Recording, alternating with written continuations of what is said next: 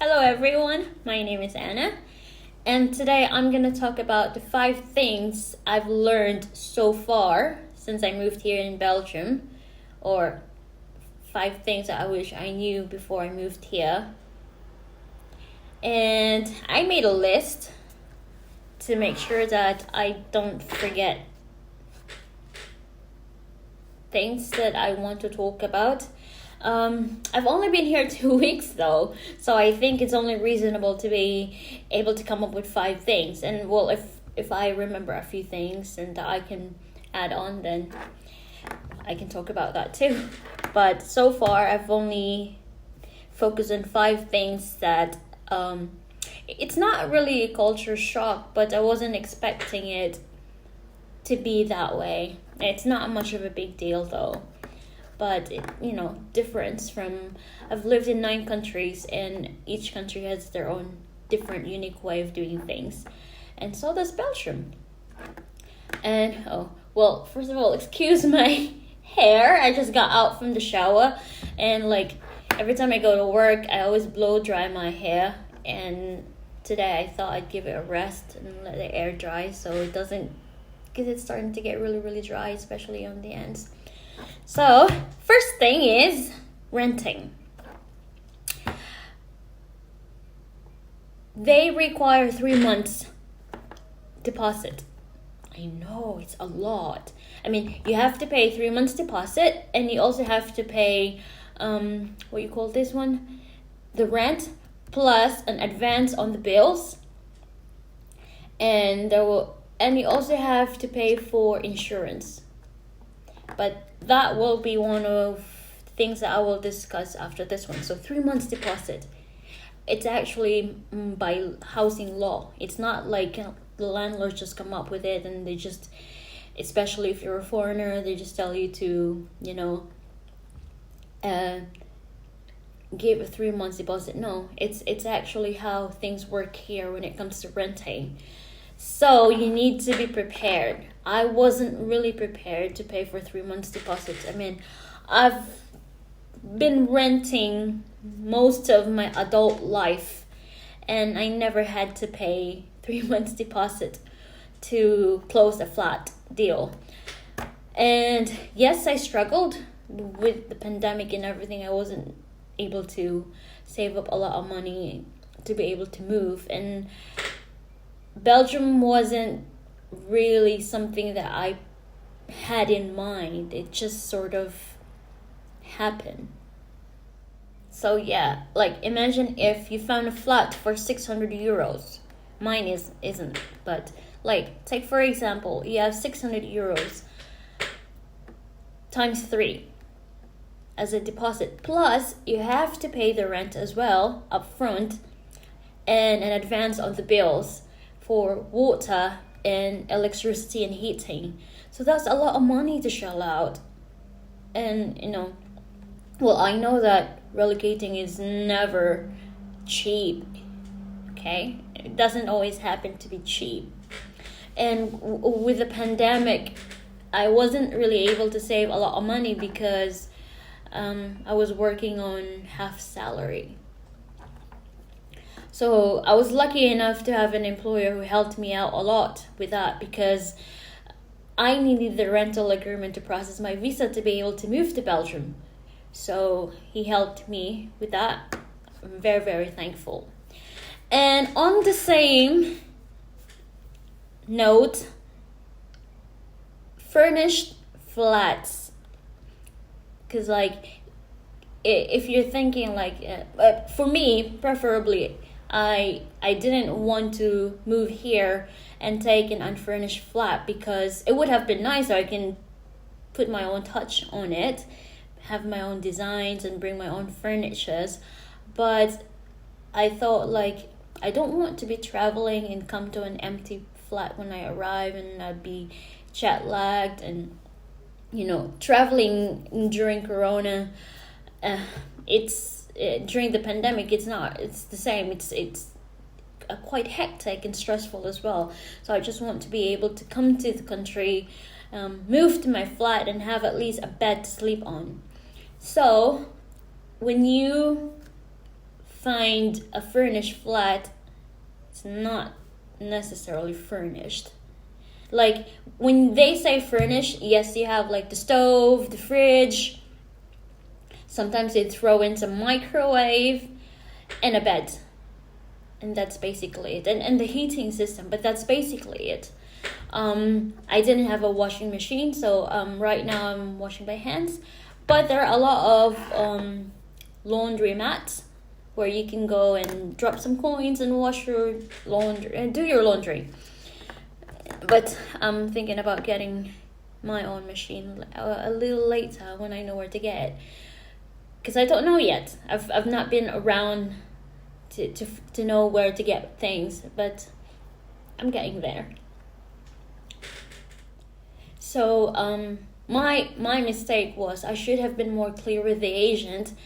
When they said furnished, I should have asked what was included with the furnished flat, because I came here, I didn't have a washing machine, and the bed was a sofa bed. I knew it was a sofa bed, but I didn't have pillows, I didn't have covers to use, and I didn't have pots, cutleries, crockeries, nothing for me to cook with. And I arrived very late in the evening, and I was lucky that I packed some instant noodles, but then I didn't have anywhere to boil water or to cook the noodles into. Luckily, I brought my favorite mug, which is this one. I would never go anywhere in the world without it. So what I did, I crushed the noodles in, put some water in, and pop it in the microwave for 3 minutes. And I didn't have fork or a spoon or chopsticks to eat the noodles with. So basically I was having a coffee noodle. The crushed noodle, I couldn't eat it with my hands because it was very hot. So I was basically drinking the noodles just so I can get by. And then the next morning I went to look for where I can get things to use at home for cooking. So when you find a flat that you like and it says furnished, ask what's included, because I thought it's the same anywhere else in the world. When they say furnished, you have at least the basics, to start with. But it wasn't the case. And I don't entirely put the agent or the landlord at fault, because I should have asked. I should have anticipated that it's a new country. Things could have been the same, or things could not be the same with the other countries I've been into. So yeah, that's all right. Lesson learned. And I hope that you guys learn from my mistake as well. So what's next? Furnished. Yes, that. And housing insurance. Most countries that I've lived in, and I took a flat, I rented a flat for, I don't have to pay house insurance because that's basically shouldered by the landlord. But it's different in Belgium. If you're the tenant and you're the one who's living in the flat, it only makes sense to them that you shoulder the housing insurance. And the housing insurance is mandated by the law. So you can't really get a house here or rent a flat without getting a housing insurance. Because if anything happens, fire, robbery, whatever, that happens while you're renting the flat and you don't have an insurance, you could get into trouble. Well, that's as far as I was told. But yes, housing insurance is part of your responsibility. I got mine arranged by the agency that I took the flat with. And I opted to pay it for a year, which was about 110 euros. I could have done it on a monthly basis, but I thought, I don't want to have to think about rent, the water bills, the internet bill, the electricity bill, and the insurance bill. If I could opt to pay one bill off of the list one time and I don't have to think about it for another year, then I do that. So that's what I did with the insurance, and it's not really much. So like I pay 110 and that's it. I don't have to think about it anymore. And if you are still staying in the country and you're still staying in the same flat, that gets what you call this one? That gets extended automatically every year, unless you want to switch to another insurance company. And if you moved, all you have to do is just tell them you've moved, give them your new address, so they carry over the insurance to your new address. Or you can have the agent do that for you if you don't want to do it yourself. Next is, that was the second one, yeah? Third one is garbage. Okay. I'm used to segregation, okay? I know that's how it works in Norway, that's how it works in Malta, that's how it works in Britain. That's how even it works in my own country, in the Philippines, although not a lot of people follow it sometimes. So, what I didn't realize is, like, there's 5 different rubbish bins that they have just right outside my building. So, one is for, I think, organic waste. Second is for paper. Third is for bottles. And then there's 2 which you have to pay for. Now, don't go crazy. It's not much. It's like 50 cents and a pound.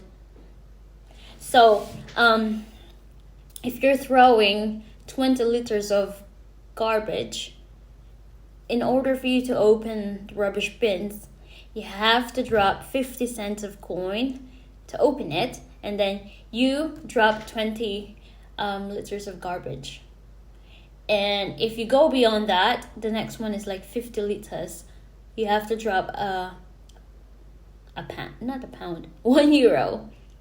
to be able to open the rubbish bin and chuck your rubbish out. And I didn't know that. So when I moved, and unpacking can accumulate a lot of garbage, so I had like over 60 liters of garbage. So I went there, and luckily when I was throwing my rubbish away, there were people who was doing the same. So I was like, because the hole for bottles and organic waste is like, I don't know how to say it. It's like this much. Like, you literally have to drop everything one by one.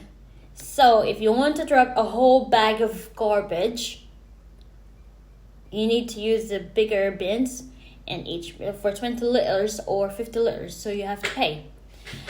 And then, well, when I went there, the guys who were there were throwing the rubbish, was explaining that to me, and they said, like, if you don't want to spend 50 cents or €1 to throw your rubbish, you have to throw your rubbish every day. And I'm too lazy to do that. I like to accumulate things like every 3 days and throw my garbage, because I live alone and I don't really have a lot of waste anyway. And I don't even eat at home all the time because I'm always working. I'm only here like a few hours in a day when I'm at work, and when I'm not at work, I'm always outside as well. So I don't make a lot of mess. Yes, so that's it for garbage and groceries. Okay, I've lived in Britain, I've lived in Scotland before, and I know that groceries normally close early. Like, the earliest would be 5, some would close at 8 p.m. But they do have Asda, which was open for 24 hours. So I didn't have to worry about groceries when I was in Scotland. And in Malta, they would close by 7 p.m., but they also have a few that is open until 10 p.m. Where I live, they close at 5. The other one closed at 7. They probably have a 24-hour grocery shop, but I just haven't found that yet.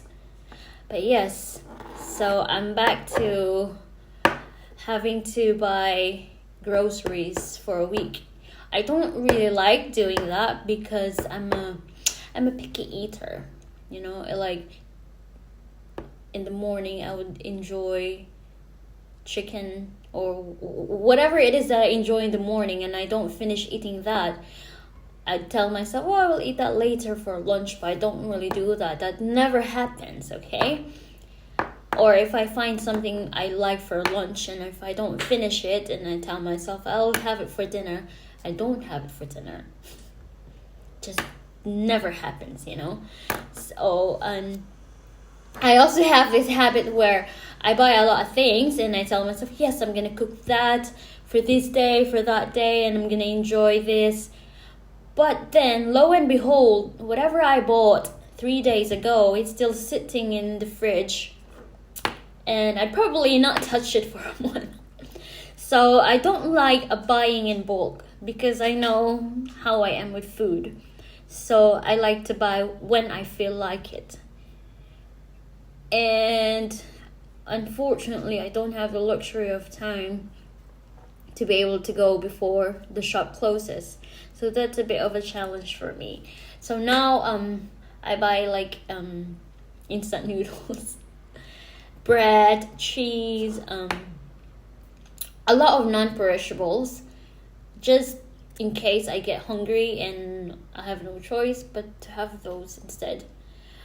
I like going to the butcher shop or the fishmongers and get fresh meat and fish rather than buying them in bulk and keeping them in the fridge or in the freezer. I don't like that. I like my produce to be fresh. Like as soon as I want to have a meal, I go out and buy the things I need and I cook, and that's it. And for the next meal, I do the same. But yes, you have to plan yourself when it comes to grocery shopping here, because they don't open until late. And I think the last one, oh no, not the last one. Yes, the last one. I lost count. The last one I have so far is multiple languages. Well, I knew this. I knew that Belgium speaks 3 different languages. So they have Dutch, French, and German. But what I didn't know was when I flew in Brussels, I didn't know that Brussels spoke 2 different languages, mainly Dutch and French. And where I'm living, they mostly speak Flemish. So I was getting instructions from my boss, my employer, in Dutch and Flemish. So I was traveling, I was asking him, okay, which train do I get on? Which stop should I get off? How to switch trains? And all the while, he was telling me everything in Dutch and Flemish. And while I was looking and asking for directions when I was in Brussels, they were telling it to me in French. And I got so confused because it's like there was one point where I needed to switch to I have to get off at this place called Brussels Midi. And my boss was telling me switch and get off at Brussels Zuid or South. Like in English it's Brussels South, okay? I was so confused, and I didn't know that the Midi and the Zuid or South in Dutch were one and the same thing. It's just that the other one was in Dutch and the other one was in French. And I was on the train and I wasn't sure if I should get off at the next stop and switch or not. And then I had this brilliant idea of translating both in Dutch and in French, and then I realized, oh, they're actually the same, just in 2 different languages. Silly me. So yes, when you're traveling to Belgium and you're not sure which language they're telling, what language they're using, I think it's better to translate them in 3. So if someone tells you get off on the north end, translate north end in 3 different languages. So, you know where you're going. Because one person can tell it to you in French, the other can tell it to you in German, and the other can tell it to you in Dutch. And you don't know that they're actually the same place, just in different languages. And in Brussels, though, when you get on the train, the next stop are always translated in 2 different languages, Dutch and French. So that helps. And I guess that's it. That was 5. And well, it helps to know a little bit of the language to help you travel and navigate.